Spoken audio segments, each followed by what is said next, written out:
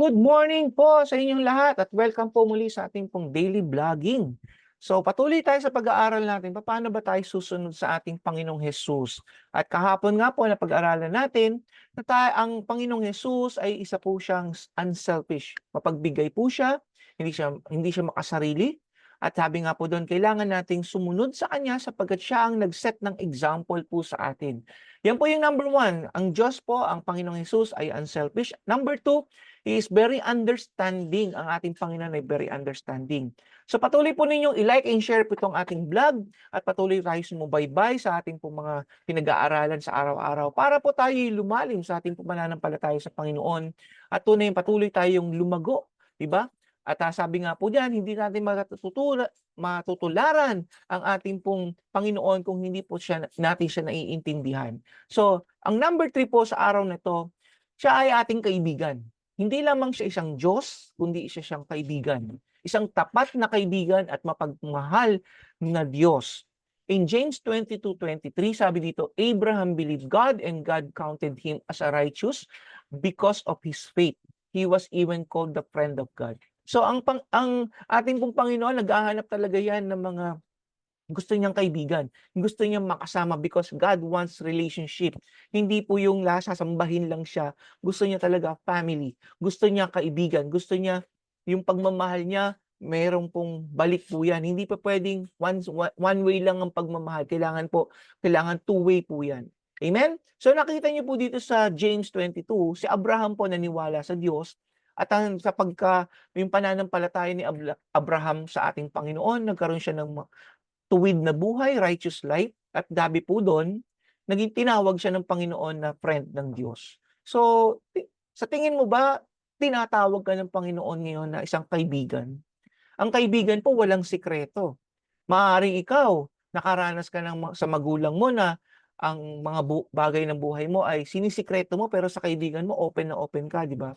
So ganun din ang Lord, ayaw niya na dahil siya ay Diyos, dahil siya ay Ama, masyado tayong formal sa Panginoon. Gusto niya ituring natin siyang kaibigan din. Amen. Pero may respeto po, hindi porket kaibigan wala nang respeto. So kailangan natin makita talaga yung tunay na pagmamahal.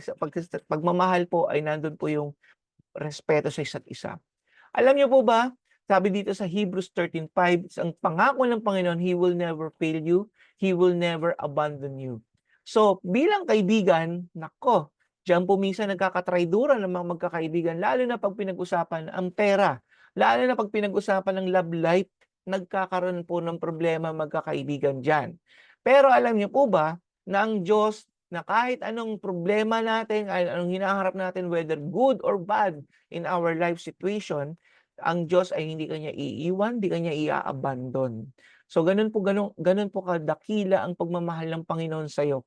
Bilang kaibigan niya, maaaring ikaw ang mag-iwan sa kanya, ikaw mag-betray sa kanya, pero ang Lord hindi kanya i-betray, hindi kanya iiwan. So kapatid, ang gusto ng Panginoon, tularan natin ng Panginoong Hesus.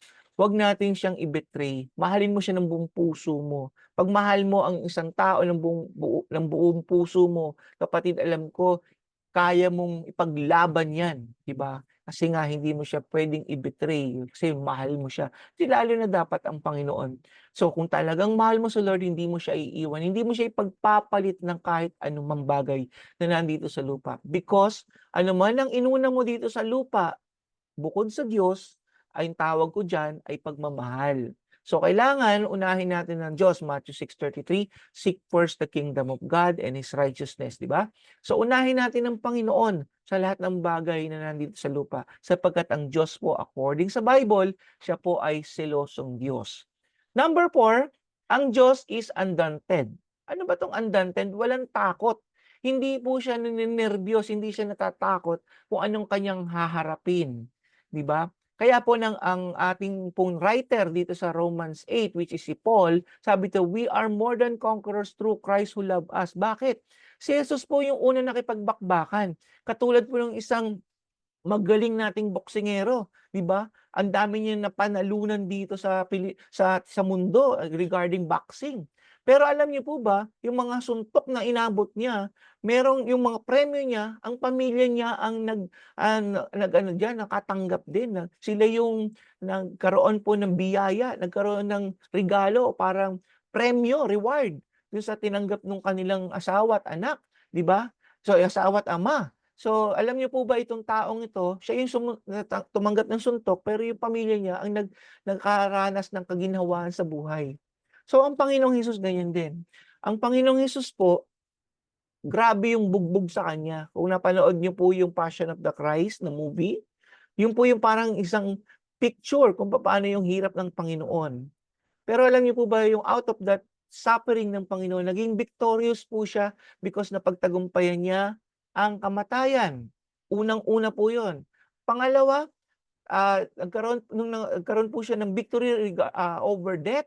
Alam niyo po tayo naman ang mga tinatawag na more than conquerors kapagkat hindi tayo nakatanggap ng hirap, 'di ba, ng parusa, pero we are experiencing eternal life, we are experiencing God's abundance, we are experiencing God's provision, we are experiencing God's love, 'di ba? Sino ang tumanggap lahat ng hirap?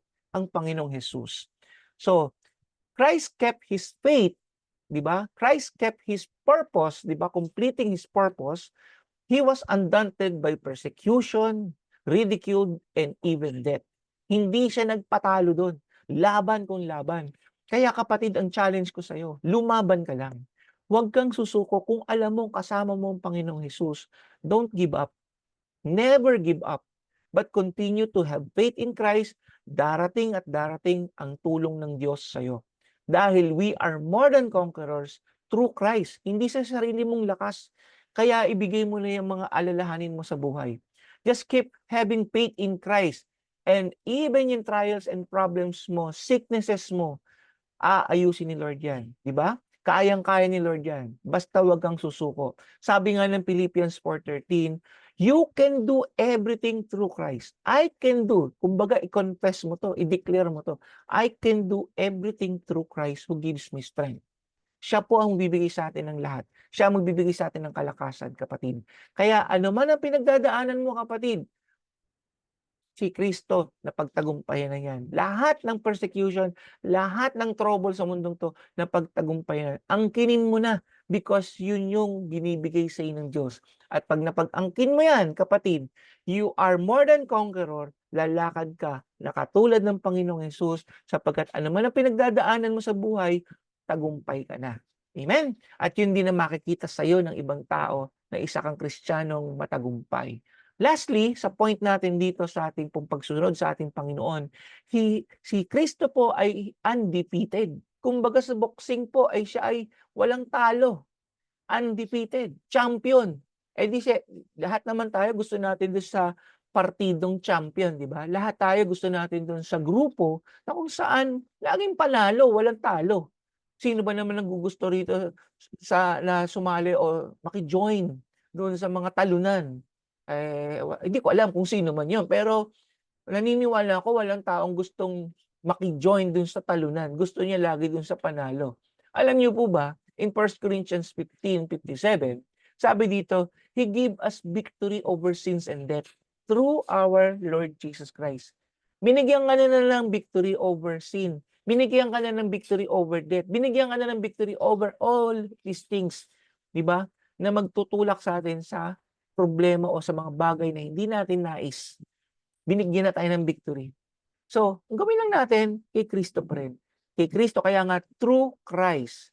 Yun sa atin, I can do everything through Christ. Hindi sa iyong sariling lakas, hindi sa iyong sariling talino, hindi sa iyong sariling mga bisig o anumang bagay diyan sa personal mo. No, it is through Christ. Kaya nga pag ikaw'y nananalangin, lagi mong idideklara sa pangalan ng ating Panginoong Hesus, through Christ. 'Di ba? Lahat ng ito, through Christ. Yung po yung ibig sabihin niya. When we do that, we are living an example of Christ sa buhay po natin. Alam niyo po ba? When Christ rose from the dead, siya po ay naging victorious. Hindi na siya kayang hilahin pababa ng kamatayan. So, sino po ang nagbuhay sa kanya mula sa mga patay? Ang Panginoon din. So, doon sa victory na tinanggap ng Panginoon, ibinigay yan sa atin. Through Christ pa rin po. Kaya kahit mamatay tayo dito sa mundong to, that is first death. Yung susunod na life po natin, we have eternal life Kaya yung first death lang mararanasan na kapatid 'pag hindi mo na natanggap ang Panginoon may second death, which is eternal death. Kaya namatay na tayo dito sa mundong 'to at meron pang pangalawa, eternal death. Kaya nga ang challenge natin dito, accept Christ. Maranasan mo man yung first death, you will never experience the second death, which is eternal death. So dun tayo magkakaroon ng victory. Hindi maaaring tayo ay mamatay sa mundong ito, mawala tayo sa mundong 'to, pero may victory tayo dun sa second death. And that is eternal po. Dito maaaring 50 years old to 100 years old ang lifespan natin, pero dun po sa susunod, eternal po yan. Ang sabi ng Panginoon sa John 16:33, I have said these things to you that in me you have peace. Pag nandun tayo kay Kristo, may peace tayo. In the world, you have many tribulation, but take heart, I overcome the world. In-overcome na ni Jesucristo yan. Kaya pagsunod natin, in Christ, through Christ, tayo ay victorious. Undefeated tayo. Amen? So lahat ng mga Kristiyano, kaya nga ang buhay Kristiyano ay masayang tunay sapagkat yan ay isang lakad na matagumpay. Na kahit may pinagdadaanan, tagumpay pa rin. Sapagkat sabi nga doon, I have overcome the world. Napagtagumpayan na po ng ating Panginoon yan. I-exercise lang po natin yung rights natin, mga kasama. So tayo po ay manalangin at tayo po ay deklara natin yung buhay natin kay Kristo na lumakad tayo according sa kanya pong ginawang example. Salamat po, Panginoon, sa mga tinuro po ninyo sa amin. At tunay nga, Lord, I pray ng bawat na sumusubaybay sa vlog na ito, maranasan nila, Panginoon, na sila po ay isang ganap na Kristiyano.